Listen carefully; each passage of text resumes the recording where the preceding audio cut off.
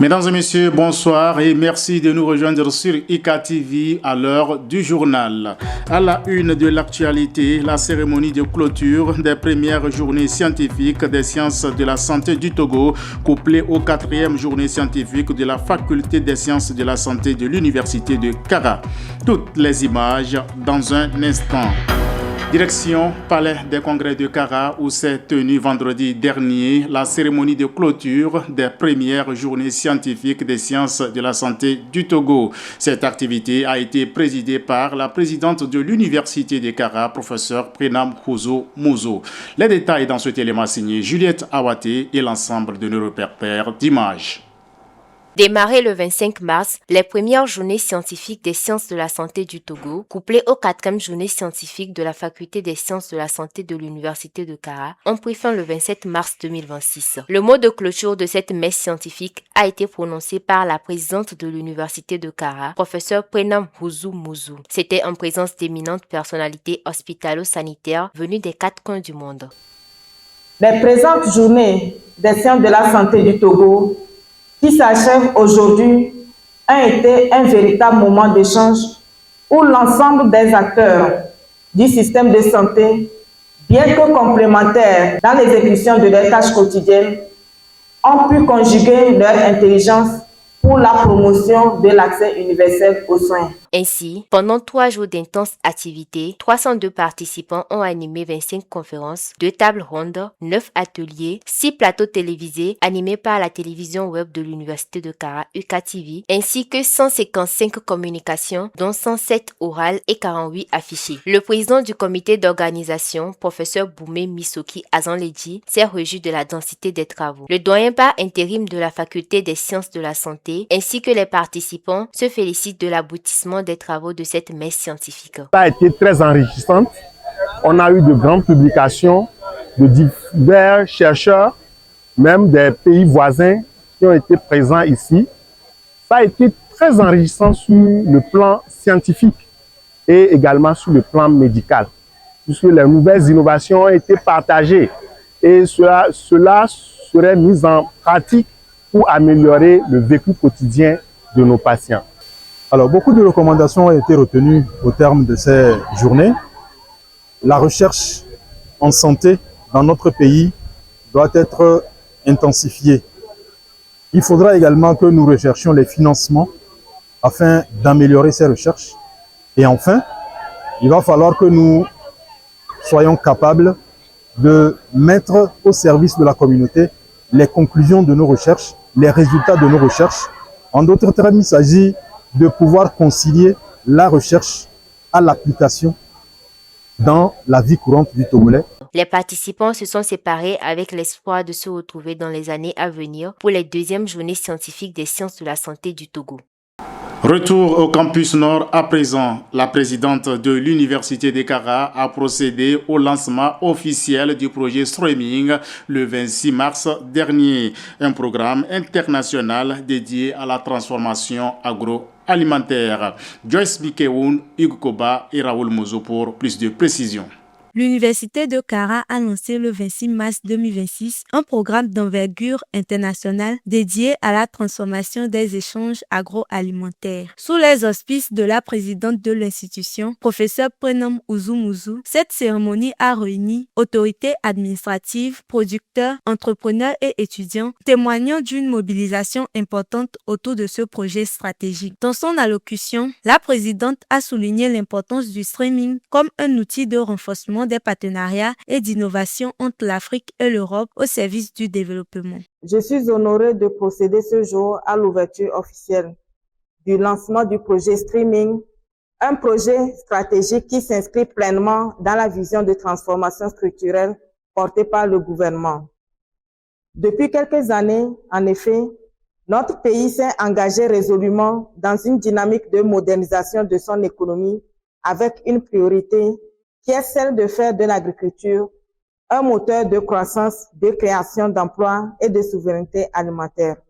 Dans cette perspective, l'enseignement supérieur ne peut rester en marge. Il doit rester un levier stratégique, un accélérateur de compétences, un incubateur d'innovation et surtout un endroit où les chercheurs auront les moyens et la capacité pour relever les défis de développement agricole. C'est précisément ce que traduit le projet Streaming, financé par le programme Horizon Europe de l'Union européenne. À travers ce mécanisme de coopération, ce sont des investissements concrets qui sont réalisés dans la modernisation de la recherche, l'innovation et l'employabilité de notre jeunesse. Porté par une ambition de transformation durable, le projet vise à repenser les chaînes de valeur agroalimentaire à travers une approche innovante, inclusive et orientée vers la croissance. Normalement, pour exporter un produit, il y a un certain nombre de critères.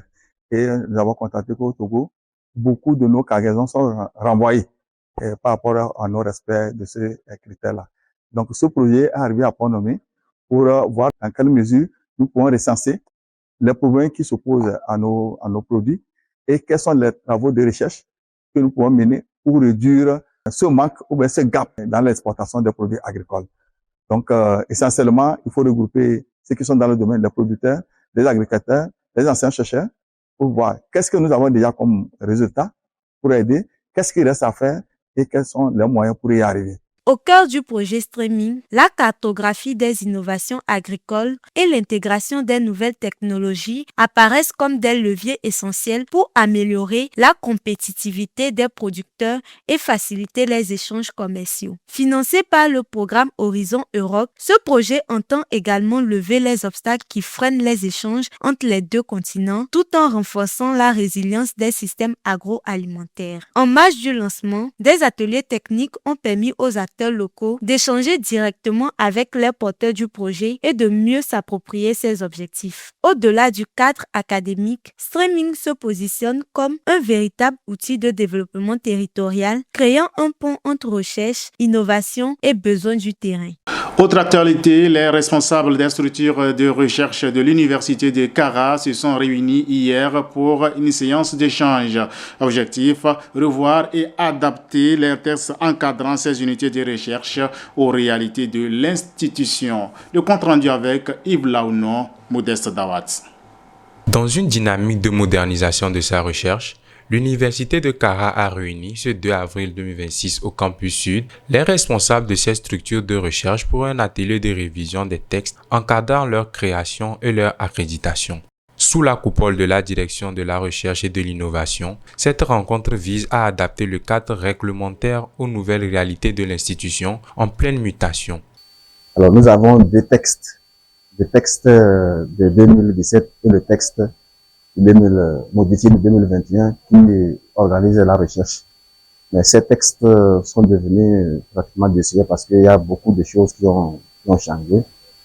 Le nombre d'enseignants a augmenté, les institutions ont évolué et il fallait travailler ces textes-là. Et la DRI a essayé de réviser ces arrêtés. Et donc, il fallait faire cet atelier pour venir présenter à tous les directeurs de laboratoires de recherche ces arrêtés pour obtenir leur observation, de sorte que le document qui va sortir soit consensuel. À l'ouverture des travaux, le vice-président, professeur Tchable Boussanleg, a rappelé l'importance stratégique de cette démarche. Il a souligné que la relecture des textes constitue une étape essentielle pour adapter le fonctionnement des structures de recherche aux mutations en cours, tout en garantissant un cadre plus cohérent, rigoureux et orienté vers la performance scientifique. À travers cet atelier, l'Université de Kara ambitionne de renforcer la qualité, la cohérence et l'impact de ces structures de recherche au service de l'innovation et du développement. Dans un autre registre, le laboratoire d'études en linguistique, psychologie et société, la RELIPS, a officiellement lancé ses activités. Une rentrée académique qui s'est déroulée le 26 mars dernier au campus sud. Les détails avec Bruno Komou et Raoul Mouzou. Le laboratoire de recherche et études en linguistique, psychologie et société, la RELIPS, a donné le ton de son année académique 2026 le 26 mars dernier au campus sud de l'université de Kara. C'était en présence des enseignants, chercheurs et des étudiants sous la direction du professeur Palitia. Alors, ce que le laboratoire a fait jusqu'à présent n'a pas consisté qu'à mener des études pour, disons, des institutions internationales. Mais ce laboratoire a travaillé à la formation et il a formé donc des doctorants sur les 3 axes notamment. Je l'avais dit, linguistique et population, éducation, santé et travail, et population et développement durable. Au jour d'aujourd'hui, le laboratoire a formé plus de 15 docteurs déjà. Il a encore plus d'une vingtaine de doctorants qui sont en cours de formation et les étudiants en master. Cette rencontre a permis de faire le point sur les axes de recherche du laboratoire, d'identifier les acquis et les défis qui restent à relever afin d'améliorer les productions scientifiques. Créée en 2018, la RELIPS affiche déjà des résultats encourageants avec 14 docteurs formés et plusieurs projets de recherche à portée internationale. Le laboratoire s'appuie sur 3 axes principaux et prévoit d'en développer un 4e afin de mieux répondre aux enjeux du présent. À travers cette rentrée, la RELIPS réaffirme son ambition de renforcer sa visibilité et son rôle en matière de recherche et de formation. Pour terminer, Miss Campus Togo, édition 2026. Le concours a connu son apothéose le samedi dernier avec le sacre de Mademoiselle Koboyo Esther Amana, étudiante à la faculté des sciences et techniques de l'université de Kara. Retour sur les temps forts de cette soirée avec Kambiab Madeleine et Fortuné Kouyao. Grande finale de la 8e édition de Miss Campus Togo le 28 mars dernier, tenue au Palais des Congrès de la ville et placée sous le thème Génération IA. Jeunesse consciente, créatrice et connectée, cette édition a réuni 24 candidates venues de différentes universités du Togo, toutes déterminées à valoriser leur potentiel. Selon le chargé de communication du CONIA, cette initiative va bien au-delà de l'esthétique. Dans le cadre donc des activités de CONIA, il y a un programme qui est déployé dans les universités, qui s'appelle IA, développement dans les universités en Afrique. C'est dans le cadre de ce programme qu'un certain nombre d'initiatives au Togo bénéficient de l'appui de CONIA à travers un accompagnement qui se veut à la fois institutionnel mais beaucoup plus pratique. Et donc, le comité national Miss Campus a adhéré au programme IA développement dans les universités d'Afrique, donc de CONIA depuis mars 2025, ce qui fait que nous sommes présents sur cet événement. Nous sommes aussi dans la promotion de l'excellence académique. Après plusieurs semaines de formation en leadership, prise de parole et culture générale, les candidates ont enchaîné les épreuves, tenues traditionnelles et de soirée, prestations artistiques et questions-réponses. Dans une ambiance festive, la soirée a mis en lumière des jeunes femmes engagées, capables de réfléchir sur des enjeux du monde actuel, notamment l'intelligence artificielle. Au terme de la compétition, Mademoiselle Koboyo Esther Amana, étudiante en 3e année de chimie, a su convaincre le jury par sa prestance et la pertinence de ses interventions. Très émue après son sacre, la nouvelle Miss Campus 2026 a exprimé sa reconnaissance et ses ambitions envers les organisateurs. Je suis très contente d'être la Miss Campus Togo 2026. Tout d'abord, ça a été un travail d'équipe.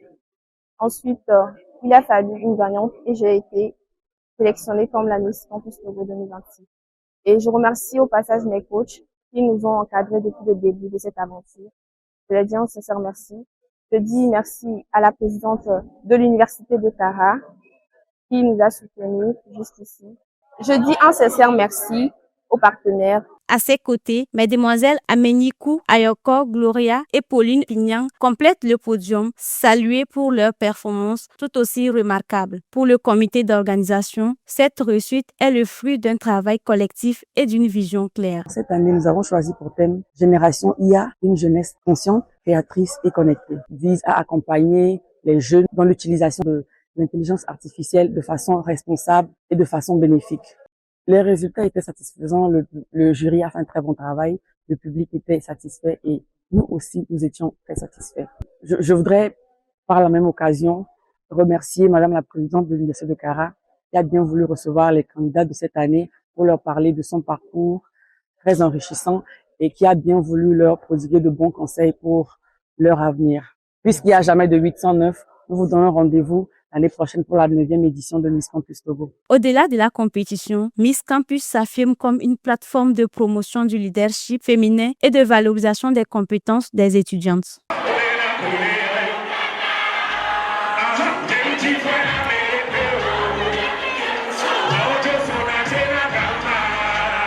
Voilà qui met fin à ce journal. Retenons cette pensée. Si ce n'est aujourd'hui, ce sera demain. La patience est le pilier de la sagesse.